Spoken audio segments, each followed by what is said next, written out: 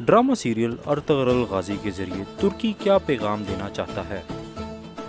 کیا 2023 کے بعد ترکی خلافت عثمانیہ کا اعلان کر دے گا؟ اسلام دشمن قوتیں کون ہیں اور وہ کیا چاہتی ہیں؟ السلام علیکم ناظرین، میں ہوں طلحہ خالد۔ آپ دیکھ رہے ہیں سیریز خلافت عثمانیہ اور اردگان۔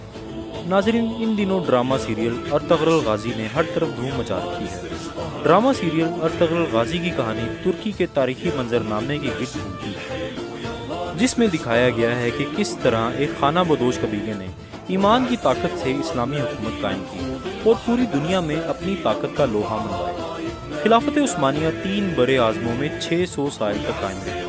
ناظرین، گزشتہ 6 سال سے ڈرامہ سیریل ارطغرل غازی ترکی میں دکھایا جا رہا ہے۔ ترکی یہ چاہتا ہے کہ یہ ڈرامہ دنیا کے ہر مسلم اور غیر مسلم ملک میں نشر ہو اور سلطنت عثمانیہ کی کہانی گھر گھر میں پہنچے۔ ناظرین، ڈرامہ سیریل ارطغرل غازی کے ذریعے پوری دنیا کو ایک بار پھر خلافت عثمانیہ کے قیام کا اشارہ دے رہا ہے۔ اگر بات یہ کی جائے کہ کیا ترکی 2023 میں خلافت عثمانیہ کا اعلان کر دے گا، تو اس خواہش کا اظہار ترکی کے صدر رجب طیب اردگان کئی بار تقریروں میں کر چکے ہیں۔ اردگان کی وجہ شہرت ان کی اسلام سے گہری دوستی ہے۔ اسی دوستی کی وجہ سے اردگان دنیا بھر میں مسلمانوں پر ہونے والے ظلم کے خلاف آواز اٹھاتے نظر آتے رہتے ہیں۔ اردگان کی زندگی کی سب سے بڑی خواہش ہے کہ دنیا بھر میں مسلمانوں کو ایک جھنڈے کے تلے اکٹھے کیا جائے۔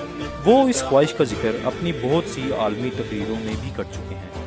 ناظرین، تاریخ پر نظر ڈالی جائے تو 600 سال تک قائم رہنے والی خلافت عثمانیہ 1923 میں ایک معاہدے کے تحت ختم ہوئی۔ اس معاہدے کے پیچھے اسلام دشمن قوتیں شامل تھیں، جنہوں نے خلافت عثمانیہ کا تخت الٹانے میں ایڑی چوٹی کا زور لگا دیا۔ ان اسلام دشمن قوتوں میں اٹلی، جرمنی، فرانس اور یورپ کے بہت سے ممالک شامل تھے، جو خلافت عثمانیہ کے خوف سے سکون سے سو بھی نہیں پاتے تھے۔ سیریز کی دوسری قسط میں ہم آپ کو بتائیں گے کہ امریکہ، اسرائیل اور یورپ اردگان سے گھبرائے ہوئے کیوں ہیں، خلافت عثمانیہ کس معاہدے کے تحت ختم ہوئی، یہ معاہدہ کب ختم ہوگا، خلافت عثمانیہ کے قیام میں ترکی کو کس کا ساتھ چاہیے۔ ناظرین، طلحہ خالد کو اجازت دیں۔ مزید ویڈیوز کے لیے ہمارا YouTube چینل سبسکرائب کریں تاکہ ہماری ویڈیوز آپ تک پہنچتی رہیں۔